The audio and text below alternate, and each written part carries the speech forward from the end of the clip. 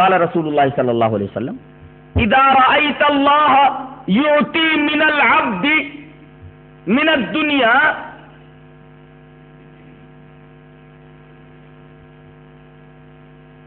على معاصیہ ما يحب فإنما هو استدراج. وتلا رسول اللہ صلی اللہ علیہ وسلم فلما نسوا ما ذكروا به فتحنا عليهم ابواب كل شيء حتى اذا فرحوا بما اوتوا اخذناهم بغتة فاذا هم مبلسون. رواه احمد في مسنده. حضرت امام احمد بن حنبل اس حدیث پاک کو مسند احمد میں لائے. نبی کریم صلی اللہ علیہ وسلم نے فرمایا، عقبہ ابن عامر کہتے ہیں کہ کسی آدمی کو یہ دیکھو کہ اللہ اسے اس کے گناہوں کے باوجود نواز رہا ہے، گناہ پر گناہ کر رہا ہے اور اللہ اسے دنیا دیتا جا رہا ہے، تو اس کا یہ مطلب نہیں کہ اللہ اسے بہت خوش ہے. فإنما هو استدراج، یہ ڈھیل ہے، امہال ہے، مہلت ہے. اور پھر آپ نے یہ آیت کریمہ تلاوت کی کہ جس چیز کا یاد کرنے کا انہیں حکم دیا گیا تھا جب وہ بھول گئے تو ہم نے ان کے اوپر ہر چیز کے دروازے کھول دیے. ایک دکان تھی 10 دکان ہو گئی، ایک مکان تھا 10 مکان ہو گیا، اور اسی طریقے سے دولت کی ریل پیل ہو گئی. اچانک ہم ان کو پکڑتے ہیں جب وہ عیش و عشرت میں مشغول ہو جاتے ہیں، یہ سمجھتے کہ اللہ بہت خوش ہے، خوب نواز رہا ہے، اچانک پکڑتے ہیں اور حیران رہ جاتے ہیں. اس کا مطلب کیا ہوا؟ اللہ کبھی لے کر آزماتا ہے، کبھی دے کر آزماتا ہے، کبھی لے کر آزماتا ہے، کبھی دے کر آزماتا ہے. کسی کو دیکھو کہ اللہ نے اس سے کوئی چیز لے لی ہے، پریشان حال ہے، تو اس کا یہ مطلب نہیں اللہ اس سے ناراض ہے. اور کسی کو دے دیا ہے، عیش و عشرت میں مشغول ہے، تو اس کا یہ مطلب نہیں کہ وہ عیش و عشرت میں اس وجہ سے مشغول ہے کہ اللہ اس سے خوش ہے. نہیں، کبھی اللہ لے کر آزماتا ہے، کبھی دے کر آزماتا ہے. اس آیت کریمہ میں بتایا گیا کہ ہم کبھی دے کر آزماتے ہیں اور جب پکڑتے ہیں تو اس کا حال خراب ہو جاتا ہے، اس چوہے کی طرح. ایک دفعہ میں نے اس کی مثال دی تھی کہ ایک صاحب خانہ پنجرے کے اندر ایک طوطا پالے ہوئے ہے. اس طوطے کو طرح طرح کی نعمتیں دیتا ہے، چیکو دیتا ہے، انار دیتا ہے، مرچیں دیتا ہے، گلاب جامن دیتا ہے، طرح طرح کی نعمتیں پنجرے کے اندر دیتا ہے. تو طوطے کو صاحب خانہ گھر والا جو یہ نعمتیں دے رہا ہے کس جذبے کے ساتھ دے رہا ہے؟ دل کی خوشی کے ساتھ دے رہا ہے. اچھا، اسی گھر میں ایک چوہا ہے جو ناک میں دم کیے ہوئے چیزیں کہیں بھی رکھ دو جا کر کے خراب کر دیتا ہے. اب صاحب خانہ کیا کرتا ہے؟ ایک پنجرا لاتا ہے. دیکھو، طوطا بھی پنجرے میں، چوہے کے لیے بھی ایک پنجرا لا رہا ہے صاحب خانہ، اور پھر اس کا شٹر اٹھا کر کے اس کے اندر نعمتیں ڈال دیتا ہے، جیسے طوطے کے پنجرے کا شٹر اٹھا کر کے نعمتیں ڈال دی گئی ہیں اور وہ اس سے مستفید ہو رہا ہے. اب چوہے دانی کے اندر شٹر اٹھا کر کے جو نعمتیں ڈال دی گئی ہیں، اب چوہا آتا ہے، اس کے بعد دیکھتا آہا کیا نعمتیں ہیں. اب اس کے اندر وہ گھستا ہے، گھستے ہی فوراً شٹر گرتا ہے اور دیکھتا کہ اب بھاگنے کا راستہ مسدود ہو گیا ہے. حیران و پریشان ہو جاتا ہے، یہ کیا ہوا؟ یہاں تو نعمتیں رکھی ہوئی تھی، کھانے کے لیے میں آیا تھا، یہ کیا ہوا؟ اب تو بھاگنے کا راستہ ہی بند ہو گیا ہے. اب بچے پنجرے کو اٹھاتے ہیں، باہر جا کر کے دے ایسی مار لگاتے ہیں، مار ہی ڈالتے ہیں. تو دیکھو، طوطے کو جو نعمتیں پنجرے میں دی جا رہی ہیں دل کی خوشی کے ساتھ صاحب خانہ کے، اور چوہے کے پنجرے کے اندر وہی نعمتیں رکھی گئی ہیں دل کی نارضامندی کے ساتھ. تو کہیں ایسا تو نہیں کہ آدمی کو نعمتیں دی گئی ہیں اس چوہے کی طرح کہ پنجرے کے اندر نعمتیں رکھ دی گئی ہیں؟ بہت سارے لوگوں کو اللہ اس طرح نعمتیں دیتا ہے دل کی نارضامندی کے ساتھ. اللہ تبارک و تعالی اسے تباہ کرنے کے لیے یہ نعمتیں دیتا ہے، اس لیے کہ وہ نعمتیں چوہے کی تباہی کا سبب بن گئی ہیں. چوہا گھسا کی شٹر گر گیا، یہ نعمتیں اس کی تباہی کا سبب بن گئی. اور بالکل وہی انداز، فَأَخَذْنَاهُمْ بَغْتَةً، اچانک ہم ان کو پکڑتے تو حیران رہ جاتے. شٹر چوہے دانی کا اچانک گرتا ہے اور چوہا حیران و پریشان ہو جاتا ہے، یہ کیا ہوا؟ اور اس کے بعد اس کو مار ڈالا جاتا ہے، ختم کر دیا جاتا ہے.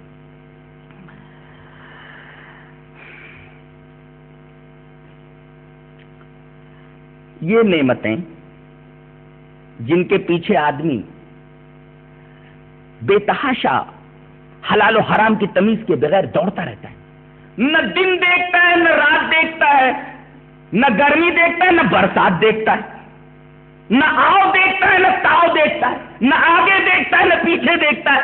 بس آنکھیں نیچے ہوئے، بس دولت کے پیچھے، اسباب ظاہریہ کے پیچھے بھاگتا رہتا ہے، دوڑتا رہتا ہے. اللہ فرما رہا ہے دنیا کی جتنی بھی نعمتیں ان میں 3 خرابیاں ہیں. جن نعمتوں کے پیچھے تم دوڑ رہے ہو، بھاگ رہے ہو، رات دن ایک کیے ہوئے ہو.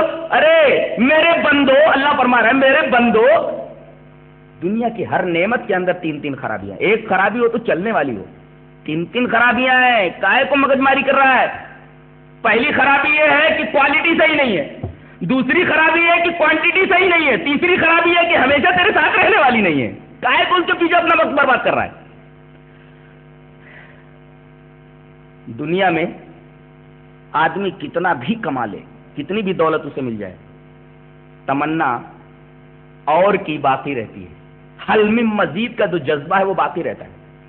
اور نبی کریم صلی اللہ علیہ وسلم نے اس جذبے کے بارے میں ایک حدیث پاک میں ارشاد فرما دیا کہ اگر ابن آدم کے پاس 2 وادیاں 2 ویلیز آف گولڈ، 2 وادیاں سونے کی مل جائے تو لبتغى ثالثا، تو تمنا کرے گا کہ تیسری وادی بھی سونے کی مل جائے.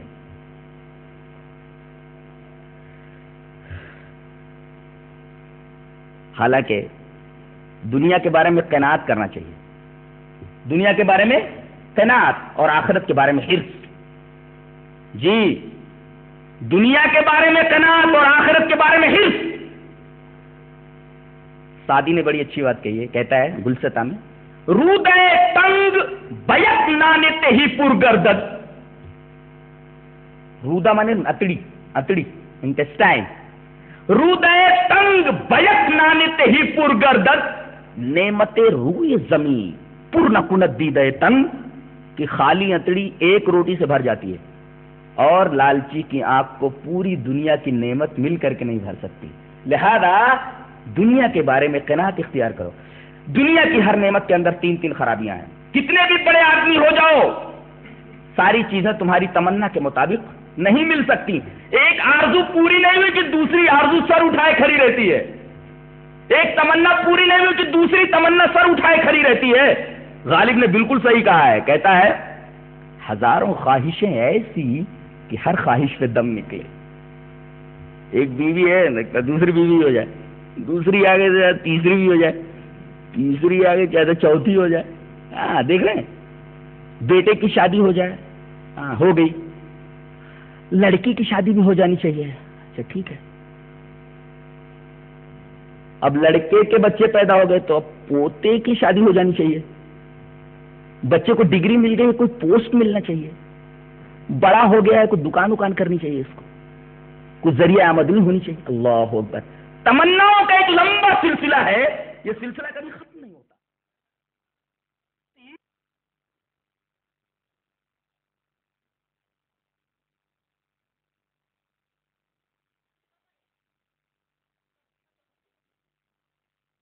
آ گیا تھا، کتنا پیارا بچہ ہے، اسے چھوڑ دو، مت قتل کرو.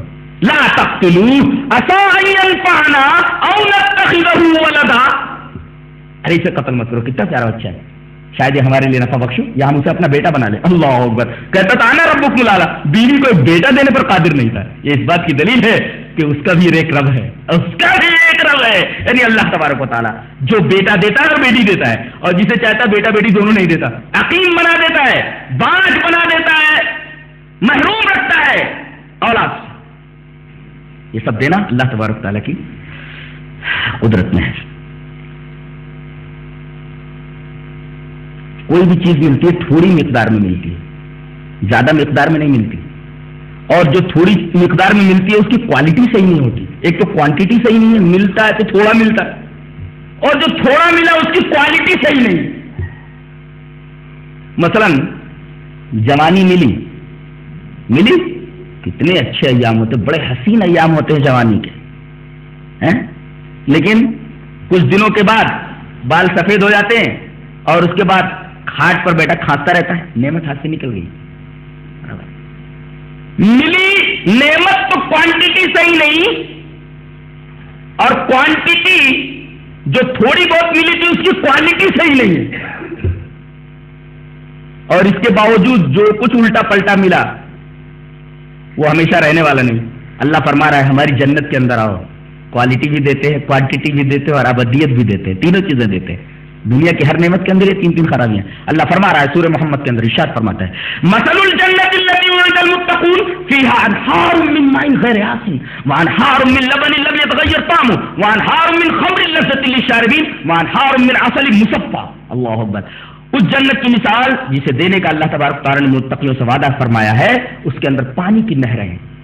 تم ایک ٹانکی پانی کے لیے ترستے ہو، آؤ ہماری جنت کے اندر پانی کی نہر نہیں، انہار پانی کی نہریں ہیں. یہ ہے کوانٹٹی. ایک ٹانکی پانی کو ترستے ہو تم، آؤ ہماری جنت کے اندر ہم تمہیں نہریں دیتے ہیں پانی کی. فیہا انہار من ماء، پانی کی نہریں. یہ تو ہوا کوانٹٹی، نہریں. اللہ اکبر. اور کوالٹی کیا ہے؟ غیر آسن. ایک ٹانکی پانی رکھ کر کے بند کر کے رکھ دو، 2 مہینے کے بعد دیکھو اس میں کیڑے کتنے پڑ جاتے ہیں، پیو تو بیمار ہو جاؤ گے. اللہ فرما رہا ہے نہریں دیں گے ہم، یہ کوانٹٹی ہے. اور غیر آسن، یہ پانی کبھی خراب نہیں ہوگا، کبھی سڑے گا نہیں. یہ کوالٹی ہے ہماری. کوانٹٹی بھی دے رہے ہیں، کوالٹی بھی دے رہے ہیں. اللہ فرما رہا ہے تم 1 گلاس پیور دودھ کے لیے 1 لیٹر پیور دودھ کے لیے ترستے ہو. آؤ وانہار من لبن، دودھ کی نہر نہیں، دودھ کی نہریں. اللہ اکبر. پیو جتنا کی چاہے، پیو اور مست رہو، بہت باڈی بناؤ. پیو نہریں. کائے کے لیے نہریں؟ پینے کے لیے تو، دکھانے کے لیے تھوڑی ہے. خوب پیو. کلو واشربوا ہنیئا مریا. اس کی تعبیر میں نے اس طرح کی ہے، خوب کھاؤ، خوب پیو، جم کر کے کھاؤ پیو. دودھ کی نہریں. اچھا یہ تو کوانٹٹی ہے، نہر نہیں. نہریں ترستے ہو 1 لیٹر پیور دودھ کے لیے، یہاں نہریں. اور کوالٹی ہم کیا دے رہے ہیں؟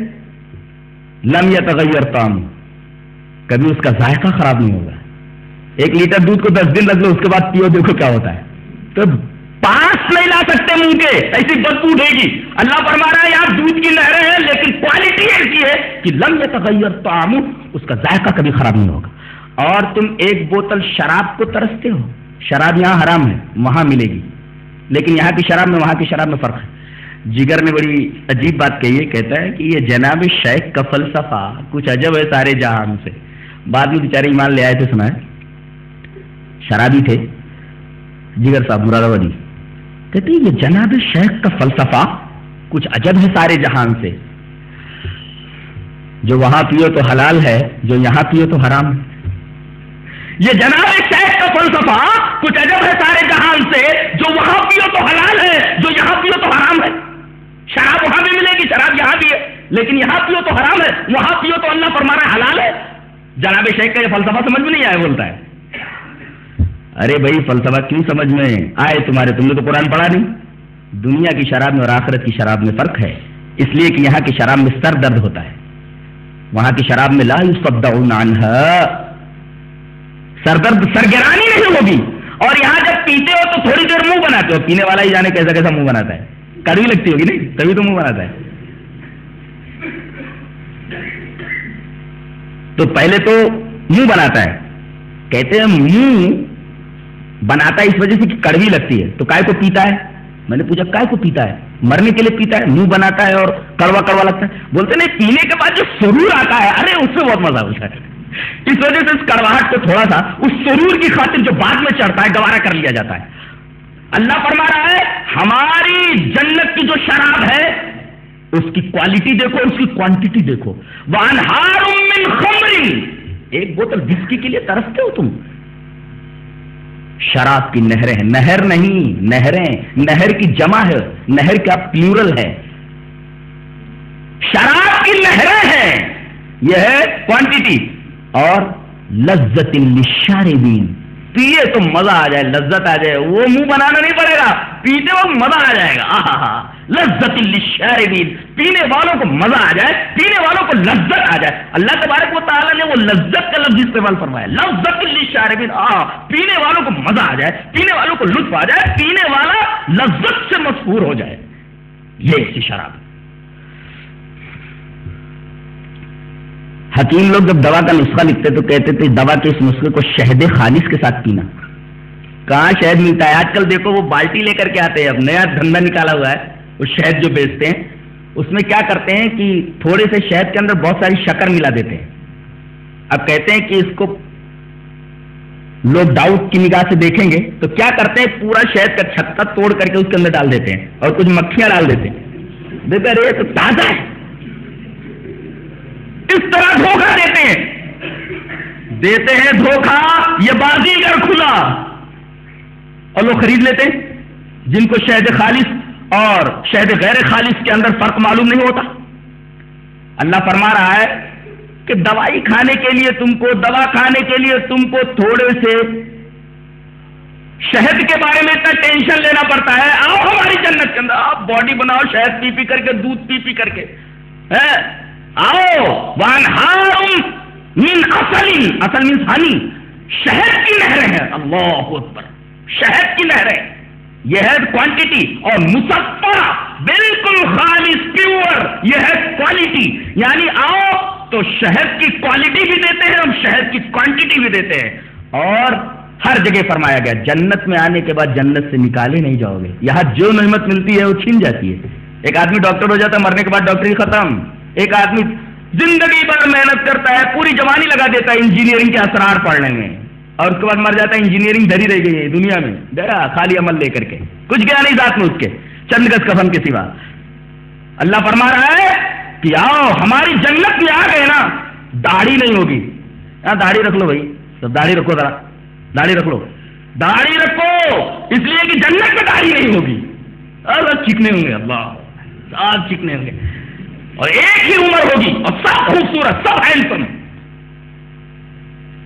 جن نعمتوں کا دنیا میں آدمی نے تصور نہیں کیا ہوگا وہ ساری نعمتیں وہاں موجود, اور کبھی وہاں سے نکالے نہیں جاؤ گے.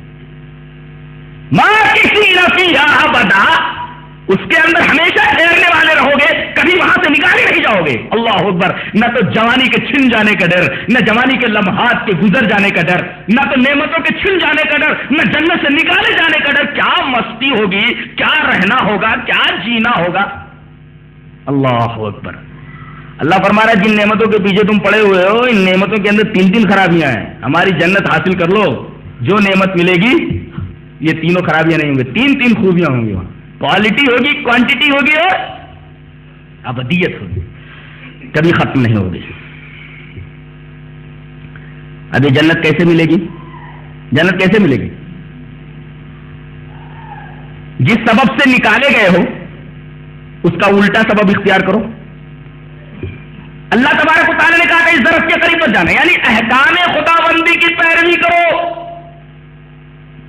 جنت پہ چلے جاؤ گے. احکام خداوندی کی خلاف ورزی کرو گے, جنت میں کبھی نہیں جاؤ گے. گویا جنت میں دخول کا سبب عمل صالح ہے. اللہ تبارک و تعالیٰ نے جنت میں دخول کو, جزا کو عمل صالح کا سبب بنایا. جزا یہ مسبب ہے اور عمل صالح سبب ہے. اس سبب سے تم جنت میں جاؤ گے. جزاء بما كانوا يعملون, جنت بدلہ ہے ان لوگوں کے لیے جو اچھے عمل کرتے. اچھا عمل سبب ہے اور جزا جنت یہ مسبب ہے. سبب وجود میں نہیں آئے گا, مسبب وجود میں نہیں آ سکتا. اللہ تبارک و تعالی ہمیں اچھی سمجھ اور اچھے عمل کی توفیق عطا فرمائے. وآخر دعوانا الحمدللہ رب العالمین. ہو گیا 1 گھنٹہ, زیادہ ہو گیا, کچھ زیادہ تو کیا کہانی صاحب, زیادہ ہو گیا کیا؟ ایڈجسٹ ہو جائے گا.